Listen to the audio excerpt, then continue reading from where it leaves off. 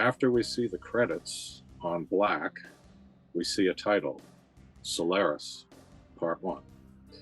And we open with a shot of a clear, shallow water. And there's plant life in the water, seemingly almost waving at us from the bottom of the water. And we see a leaf float by on the surface. We see plants sticking up out of the water. And as our gaze kind of moves to the edge of the pond or the lake or whatever it is, we see a man standing nearby. And at first it's only his legs and arms hanging down at his side, but then our gaze moves up his body until his face is revealed. And he's looking pensive, almost unhappy, as his eyes move around, taking in the sights around him. And then he looks down at the water where the plant life continues to wave from below. And we see him more from a distance, and he's surrounded by a whole bunch of plant life. And he seems almost mesmerized by it all at first, but then he turns and he walks away through the thick green foliage. And we see wider shots of the landscape, and it's beautiful.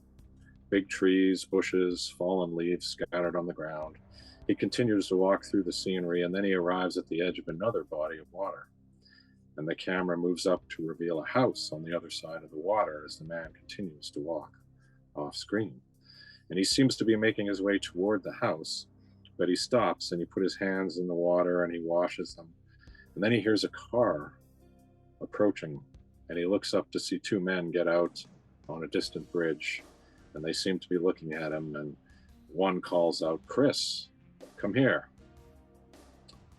And up on the bridge, the one man explains to the other that Chris takes walks every morning for at least an hour. And he's been working too hard, sometimes all night, because of solaristics, which we come to realize is the study of Solaris.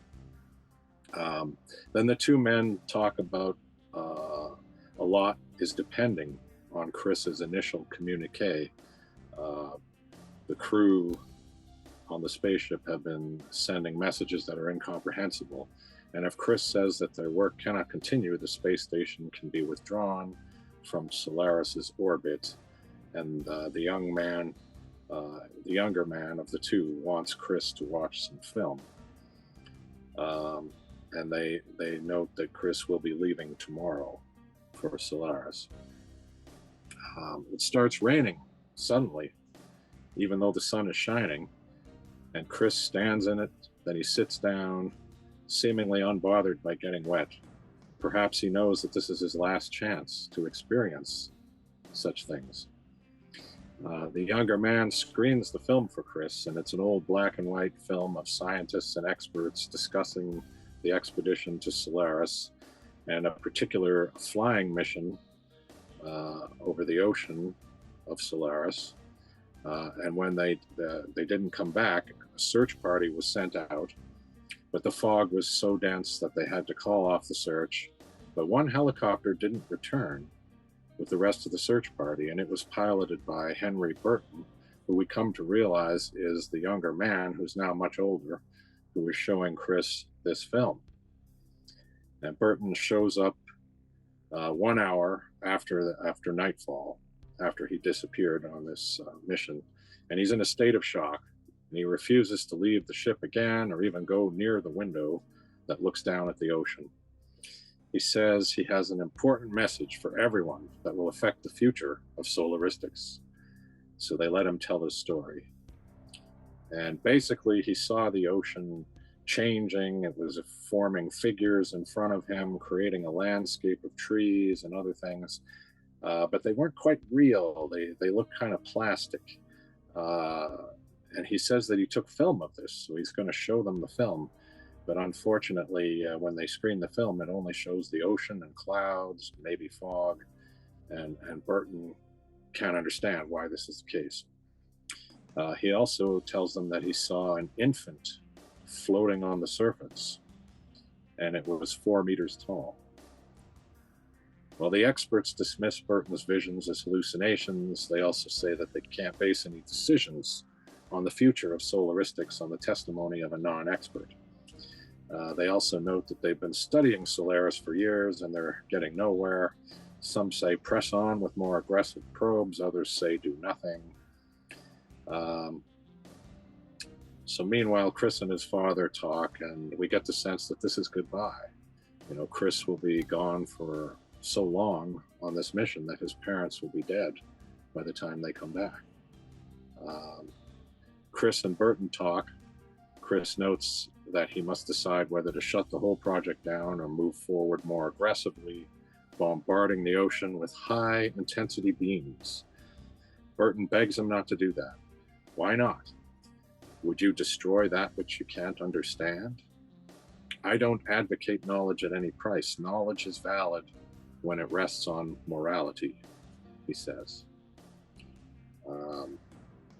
The woman, who we realize is Chris's mother, watches more of the video, and they talk about the idea that the ocean on Solaris is kind of like a brain, a thinking substance. They introduce the three men who are working on the spaceship, and note that there could be a crew of 85 people, but there's only three of them: Dr. Snout, Sotorius, and Gabarian, I think. So meanwhile, Burton, who has left at this point, he's kind of annoyed. He phones in to the father, and he says that there's something he didn't tell Chris. The man who died in the ocean of Solaris, Burton went to visit his widow and his son, and the son was the spitting image of the child that he saw on Solaris. Burton suggests not telling Chris right away, but we see that Chris is in the background and he's already hearing this. So here's one of the interesting moments. Now we see Burton driving in his car. And this is a long, long driving sequence. This is like almost 5 minutes of driving. And I don't quite know how to take it. I don't know how to explain it. I mean, there's a lot of interesting things going on. I think it might be a taxi that's maybe driving itself. I don't think there's a driver in there, unless I'm wrong. It didn't appear. I think that was maybe them trying to make it look futuristic because it was supposed to be a future city.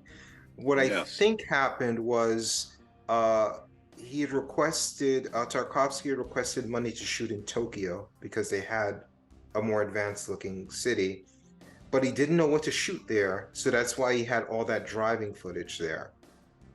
Okay. I remember hearing that story when I first saw this movie a long time ago. I haven't seen anything to confirm that when I did my research for this viewing, for this review, but that's the original story I had heard. That's the reason why all the long driving footage is in there, because he had to justify the cost of shooting there and taking the crew there, is that he had to have Tokyo footage. I think. Interesting.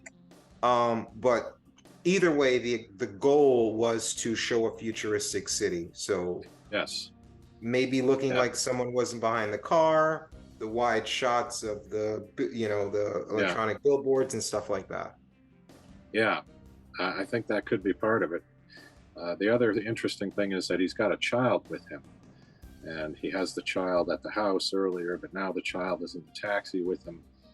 The child is in the back seat, and he's in the front seat, and he wouldn't have to be because he's not driving the car. So it's kind of a curious thing. Why isn't he in the back seat with the child? And the child seems to want to connect with him, seems to be leaning forward, and he's just kind of staying in the front seat. And I don't know how to take it all. I'm not quite sure what that all means exactly. I think that was supposed to show distance between him and the child. I think that was more for it. Was, you're right, practically he should be next to the child, but I think Tarkovsky was trying to say something with how emotionally empty he is from everything he's experienced. Seeing a manifestation of that same child, the child's not his. How does he react to that child? The emotional thing he just went through with his former best friend, because he's like, all friendships have to come to an end. I guess this is the end. Yes. So I think it was more so physically showing what the character is feeling type thing. Yeah. Yeah, I think you could be right. And I did wonder if there's a connection there with the child of the man who died, who he may have seen the manifestation of. Is this child in the back seat somehow connected in some way? I'm not 100% sure, but it's certainly a long, long sequence. We have 5 minutes to kind of consider this and try and figure out what Tarkovsky's getting at there. Another version of that too is that Tarkovsky didn't like that quick transition of the bone to the spacecraft. Oh yes. So longer transitions was implemented in this film, and that was one of the longer transitions in the film. Yeah. And I did also wonder if it was in some way trying to stand in for the fact that Chris is going on this long journey, and now here's this guy in the car going on a long, long journey in the car, which can't really compare to the journey that Chris is going to take. But I don't know. It's an interesting moment, to say the least.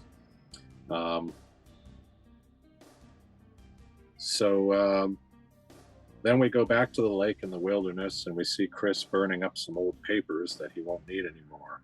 And we see a photo of a woman for the second time. We actually see that photo earlier, and we see it again here.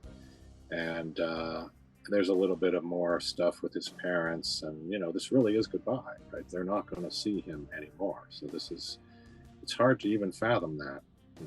I'm going to go on a space trip, and that's it. You're not going to see me. And they never tell us how long that trip is, but I'm guessing it could be years. If deep space travel, he could be gone a long, long time. Yeah, this kind of wraps up did you have any more thoughts on the first 45 minutes before we hit to space? Because I wanted to... Nope, okay. We're good. Yeah, I want to just interject some thoughts on the first 45 minutes. I love the way he told the story here. Mm-hmm. How long were they on there? How does he tell us? The guy has hair in the video, and he's bald in the room watching the video. How do we know that kid is not his? Well, he says that he saw the manifestation. He doesn't flat out says it's not his kid. We initially thought it was his kid. So I like the way we have assumptions, and then things are changed on us through the course of just things happening, not characters flat out telling us things.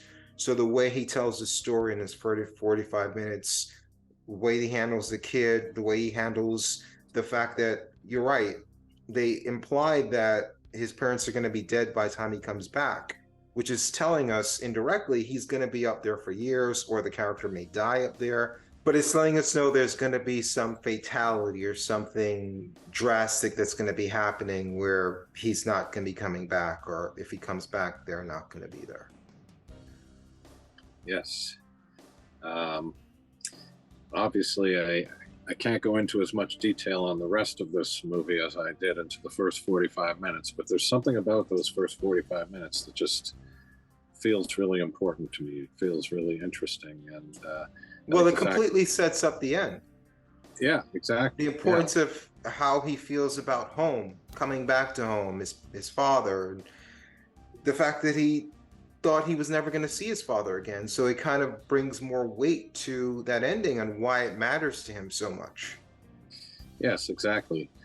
And it just, Tarkovsky felt so strongly about having it there, even though it's outside of the novel, perhaps, but it's very important in the world of this movie. So imagine if visually all we saw was the corridors of that space station. Yes. Yeah. First of all, we wouldn't have anything to contrast it with, and visually it's True. So ugly for someone, a filmmaker known for the beauty of his cinematography and his landscapes. Yeah, that's true. I was going to say I may not call it a beautiful movie if that's all we saw.